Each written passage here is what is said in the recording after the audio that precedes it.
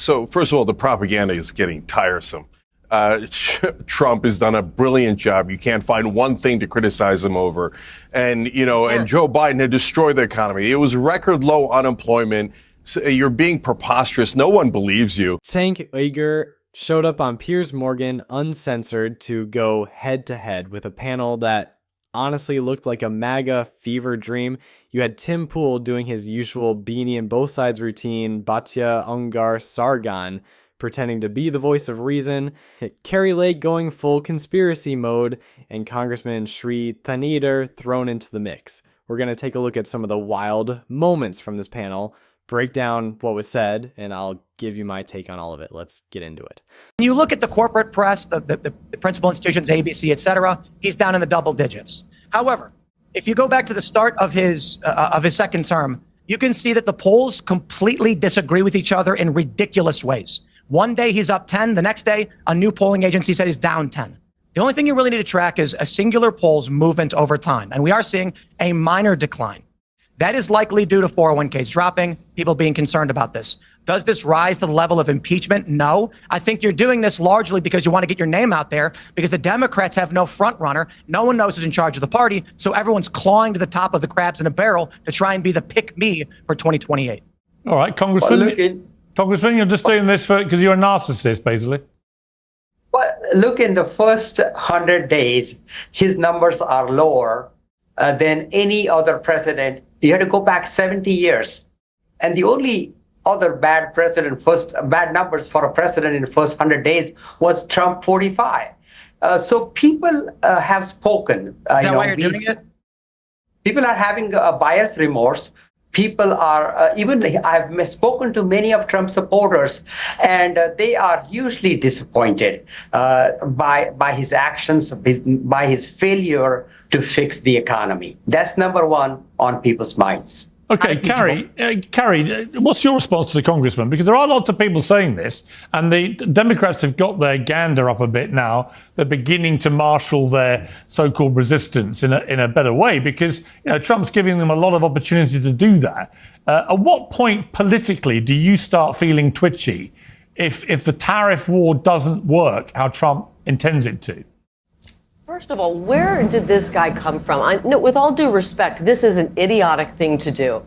And it's proving that the Democrat Party has no play. They don't know what to do right now because Trump is winning on everything. He's strategizing how to fix the economy that Joe Biden drove not only into a ditch, but off a cliff. And this is why the American people were suffering.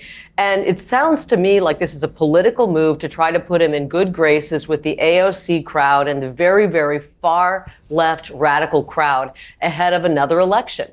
This is ridiculous. The American people were sick of the previous attempts of impeaching President Trump before. They don't want to see this again. And I'm embarrassed for this gentleman. I'm embarrassed for that congressman that he's doing that he's fallen to that level to try to impeach President Trump in his first 100 days as he tries to save us from the serious missteps of Joe Biden and that administration that almost broke the backs of every American in this country. What about the fentanyl that's no longer pouring across the border? What about the lives that are saved there? What about a president who's trying to end a war that's killing thousands, tens of thousands of people and costing all kinds of our treasure over in Ukraine? What about that? No, he's trying to concentrate on something to make people all of a sudden know who he is so that he can raise money and run for re-election. I find it despicable. I really do. Congressman, you're despicable. Well, that's just what... No, the action is despicable. I don't know this congressman. I find his actions despicable and political. Rather than going to work every day and fighting for the American people in his district, he's trying to thwart President Trump as President Trump works very hard to try to save this country and get us on the right track. Okay, Congressman, you're doing despicable things. Well, look, he has failed on economy, our relationship with our allies. He's not failed on the economy. Unimpeachable. Look, he said I understand, but on day one, he said he's going to fix Ukraine war. He hasn't done that in 100 days. Nothing that he said he's going to do he has done. And, economy is in terrible shape. His tariffs are totally unproductive. And auto industry, I represent Detroit, Michigan. The auto industry is hurting. Auto workers are losing their jobs. Auto factories in America are closing. Look, this he hasn't thought this through. When you impose tariffs, you got to be ready to have manufacturing happening in America.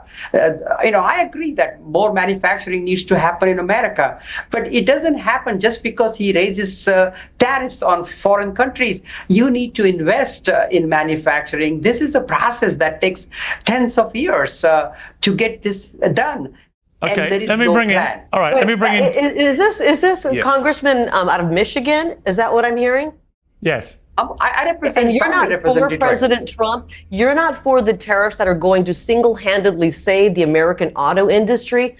Good luck. Good luck getting reelected. Look, our car prices are going to go up. Domestic cars are going to be more expensive. Foreign cars are going to be more expensive. Let's make a quick correction for Kari Lake. Mazda just announced they're temporarily halting production of a US-built model, the CX-50, which they normally export to Canada. So this isn't some obscure vehicle.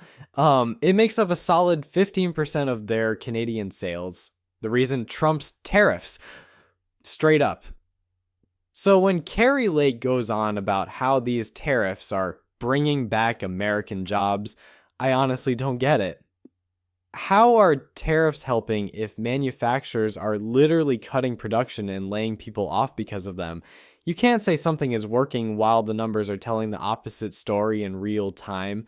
The American middle class is going to be bolstered and is going to come back alive, and they're going to be able to afford to buy things. And this is, we talked about this last time around. The American middle class was practically gone when President Trump stepped foot 100 days into the Oval Office. Give him a little bit of a chance here. 100 days is a lot to turn around Joe Biden, who, as I said, destroyed the American economy and continued to destroy manufacturing here. All right, Cenk. Yeah. So first of all, the propaganda is getting tiresome. Trump has done a brilliant job. You can't find one thing to criticize him over. And, and Joe Biden had destroyed the economy. It was record low unemployment. So you're being preposterous. No one believes you. Everyone realizes it was the tariffs. They had a perfectly good economy handed to him, and at this point has shattered it to pieces. So I'm getting sick of the propaganda. I'm also getting sick of the, with all due respect, this is idiotic. That's not all due respect. So I'm not sure you have good command of the English language. Okay. All right. Then don't say all due respect. Second of all, you're lecturing people about how to get elected. Kari, let's be honest. Let's be honest, Kari. You and I are not in a position to lecture people on how to get elected. Okay. You haven't won a lot of elections. Neither have I. Okay. So at least I've helped in winning elections. I'm not sure you have. So, and the brother over here in Michigan has actually won an election, but we're conflating two different things. Okay. Number one, we're talking about the polling. Look, Trump's down and hurt. It doesn't matter how much you guys spin it. We're going to have that play out. But that's not related to impeachment. Whether he's popular or not has nothing to do with impeachment. So I don't even know why the congressman brought that up, to be honest. And I think that this impeachment thing is way too premature. What, are you going to get enough Republicans on board? There's no way you are, right? On the other hand, are there actual good grounds for it? There are. You're just not going to be able to execute it. The grounds for impeachment are doing things that are illegal or unconstitutional. Has he subverted the will of Congress? Many, many times. They appropriated money, he refuses to spend it. Or he's spending money that they didn't appropriate. Or he's taking powers like the power to tariff that Congress has, or the power to declare war that Congress has. I know that last one every president abuses. But we have massive violations of the Constitution here. The Supreme Court says bring this guy back, Abrego Garcia. Not only that, there was a clear do not deport order, and he violates that order and then admits that it was a mistake, and he still won't bring him back. The problem there isn't immigration, it's due process, which is the cornerstone of Western civilization. But Cenk, and Batya and Tim and others. Look, we can go back and blame others. Okay, but look, Michelle Obama piped up about this immigration stuff on X, and I replied to her, and my replies had gazillions of retweets, because all I said was, as far as I'm aware, her own husband deported over 3 million people in 8 years. And no one can persuade me that all of those were done with perfect due process, right? But I don't remember anything like the cacophony of outrage from the left when that was going down. And Obama, I've said this before many times, he was the deporter-in-chief, was his nickname in Mexico. He couldn't get people out of the country fast enough. Yeah. Why was it fine for Obama? And why do liberals just try and pretend that never happened? And why is it so evil when Trump throws out a lot of people that I would imagine most Americans totally agree with? Yes, there are some. Garcia may well be one or not. We don't really know yet whether he was in this gang or not. If he was, then he deserves to be in the El Salvador hellhole. If he isn't and he's innocent, he deserves to come back. But let's not pretend that most of the people that Trump is kicking out were not on the deportation list already and probably deserve to be thrown out. Yeah. So, Piers, the beautiful thing about me is that I'm consistent on all these things. So when Obama did that, I criticized them. And in fact, when Obama killed Anwar al-Awlaki without due process, I was all over him. That was outrageous. It was and arguably worse than anything Trump has done. And that's where mainstream media loses all their credibility, and Democratic politicians lose their credibility when they're not even-handed. So that was totally unacceptable. But that doesn't make what Trump is doing acceptable. And Trump has he gone further than Obama in terms of turning people back at the border? When you turn people back at the border, as Trump is doing now and Obama did, that is not unconstitutional. But has he gone further? Yes. Did Obama ignore court orders? No. Did he say we should send American citizens to a foreign country like El Salvador? No. Did Obama say that he'd run for a third term, which is deeply unconstitutional? No. Did Obama kidnap people off the streets of America for criticizing Israel and arrest and deport them? No. All right, well, hang on. Let me add some. By the way, hang on. Let me finish the thought. There's tons of right-wingers who agree with me. Tucker Carlson agrees. Candace Owens agrees. Let me add Joe some things. Rogan agrees. All right, hang on. Let me add some things to your list. Did Obama campaign in 08-09 on a ticket of closing Guantanamo Bay because it was an illegal torture chamber? And Piers Morgan always throws this stuff out. I've seen him do this on multiple shows. Well, what about Obama? He deported lots of people like it's some kind of mic drop moment. But here's the thing. Cenk Uygur, whether you agree with him all the time or not, is right about this. I remember watching the Young Turks back during the Obama years, and yeah, they were actually calling him out on immigration. Not just Cenk. A lot of people on the left were criticizing Obama for his deportation policies. And I'm not talking about establishment Democrats playing it safe. I mean real progressives, activists, people who cared about the issue and weren't afraid to speak up. But let's not pretend what Trump did is on the same level. Obama wasn't out here ignoring court orders or dumping people into literal hellholes in El Salvador. Trump's approach was more extreme, more chaotic, and way more hostile to the courts. So yeah, no, you're not going to hear that from Kari Lake or Tim Pool or anyone else trying to spin this as both sides are the same. They're not. Not even close. The lawyer, yes. Is it still open? Yes. Did he deport more people pro rata than any president in history? Yes. Did he drop more bombs in a calendar year outside of World War II than America's ever dropped in a year ever? Yes. Did he run illegal drone programs that killed innocent people at weddings? Yes. In other words, there are lots of things on Obama's watch. Yeah, right. So my point is, you've got to look at these things in totality. If I was in America, which I'm not, but I'm a proud, visa holder, and I have a home in America, I look at the success on the southern border as absolutely stunning. And yet the amount of coverage that's getting is almost nothing.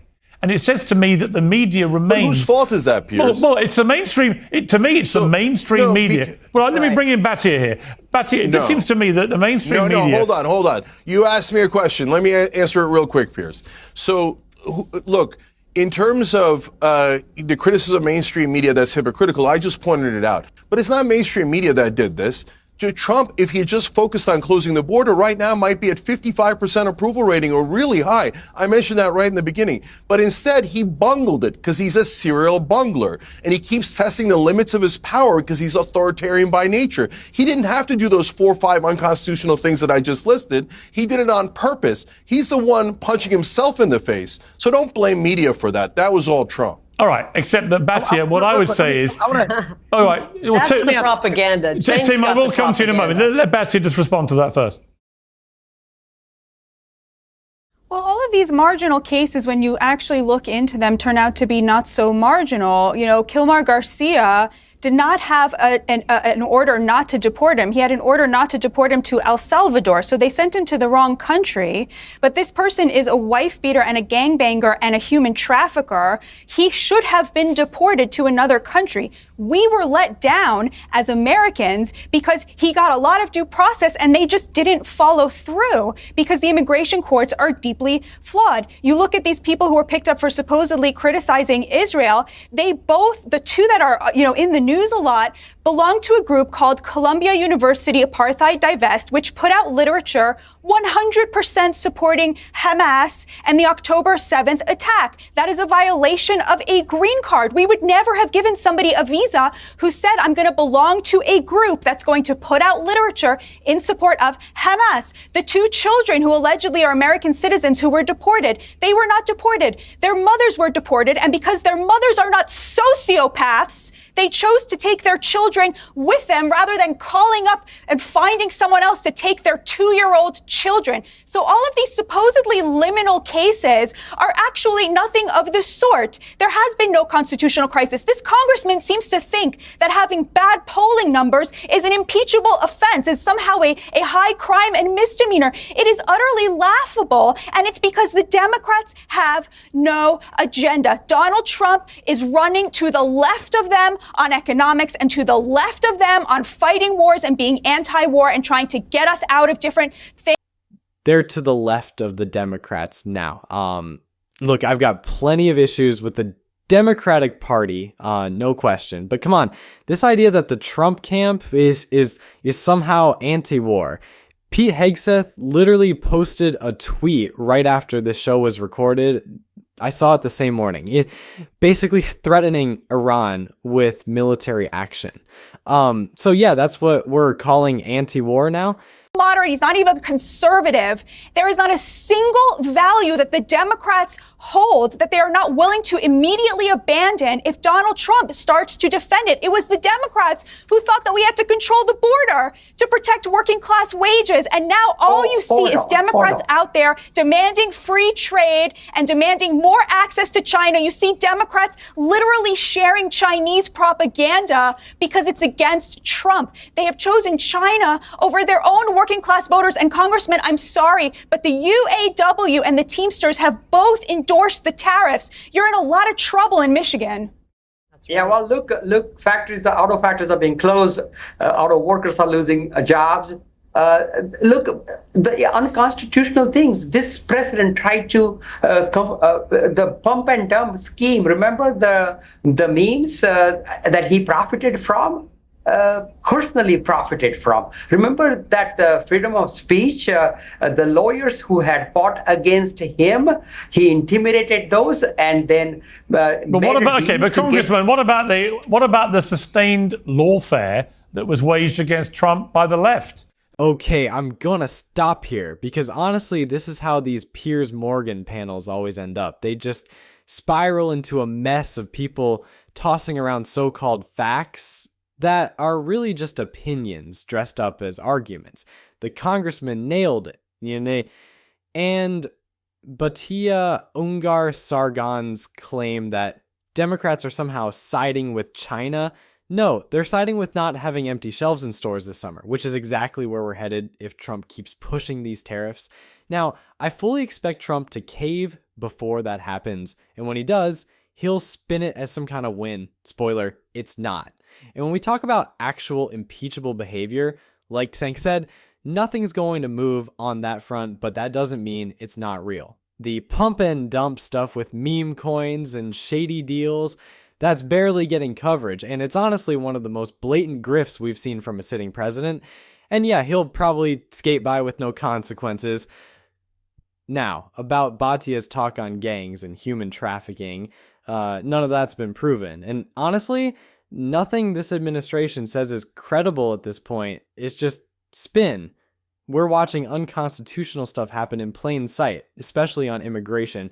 Trump's team is flat out ignoring courts, and that's not just bad policy. That's a direct threat to the rule of law. Cenk Uygur is spot on. Meanwhile, all you're getting from Tim Pool, Kari Lake, and the rest of that crowd on Piers Morgan's show, it's just more distraction and propaganda. Anyway, what do you think? Are you with Cenk and the congressman on this one? Yeah, I'm still not going to try to say his name again. Or do you side with Kari Lake, Tim Pool, and Batya? Drop your thoughts in the comments, give the video a like, and hit subscribe if you haven't already. I'm Polyscopy. See you in the next one.